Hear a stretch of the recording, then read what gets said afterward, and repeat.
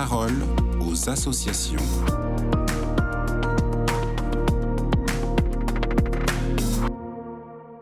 Bonjour à tous, bienvenue dans la parole aux associations. Aujourd'hui, je suis avec Jean-Damien Lelièvre. Bonjour Jean-Damien.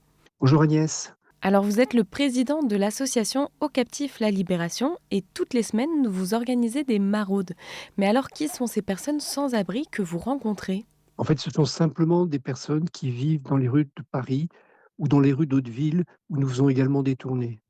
Pour répondre à votre question plus précisément, les personnes sans abri que nous, les captifs, nous rencontrons ont des profils assez divers, en âge, en pays d'origine, en religion, situation administrative.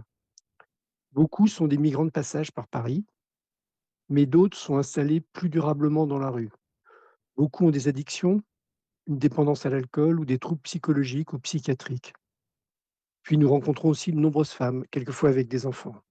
Lors de vos maraudes, vous rencontrez aussi des personnes en situation de prostitution. Qui sont ces personnes ? Ça dépend des lieux, nous faisons ces maraudes en réalité. Par exemple, dans le bois de Vincennes, ce sont essentiellement des femmes nigérianes qui sont victimes de réseaux mafieux. Alors que dans le bois de Boulogne ou sur les boulevards des Maréchaux à Paris, nous rencontrons des hommes, des personnes transsexuelles et quelques femmes.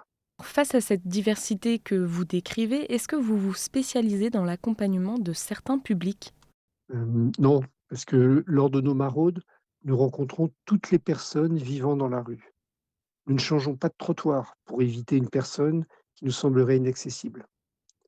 Et de même, nous les accompagnons toutes dans nos permanences, quel que soit leur profil ou leur choix de vivre dans la rue ou dans la prostitution. Au Captif La Libération, nous appelons ça l'inconditionnalité. Ça veut dire que nous ne choisissons pas qui nous rencontrons ou qui vient nous voir. En fait, c'est ça la fraternité, hein, c'est comme dans une famille. On ne choisit pas ses frères et sœurs. Et d'ailleurs, je crois que c'est cette part d'inconnu que nous apprécions dans ces rencontres. Mais alors dans ces maraudes ou lors de vos permanences, vous pouvez être confronté à des incompréhensions, à des situations tendues, voire à de la violence ?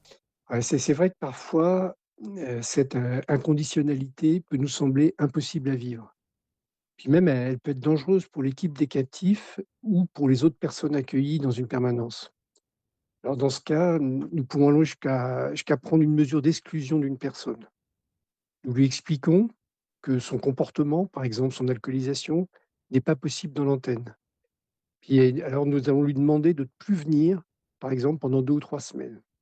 Mais cela permet aussi de mettre des mots sur sa situation personnelle. Et alors comment réagit la personne face à cette décision d'exclusion ? Ça dépend. Ça dépend. Nous essayons toujours de maintenir une relation avec cette personne. Souvent, nous continuons d'ailleurs à la rencontrer lors de nos maraudes. Et puis nous savons que nous avons le temps avec nous.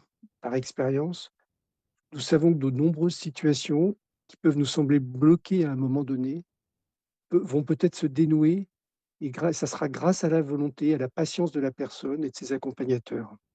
Alors finalement, vous essayez toujours de maintenir une relation de façon inconditionnelle ? Oui, parce que nous sommes portés par une expérience chrétienne qui nous dit qu'aucune situation n'est vraiment jamais perdue. Et même si à nos yeux, dans certains cas, on se dit: «Il n'y a plus rien à faire», nous voulons toujours être présents pour témoigner de notre affection. En fait, nous vivons cette relation comme une relation qui nous dépasse. Merci Jean-Damien pour ce partage. Je rappelle qu'on peut avoir plus d'informations sur le site internet captif.fr. Je vous souhaite une très belle journée et à bientôt. Merci, bonne journée.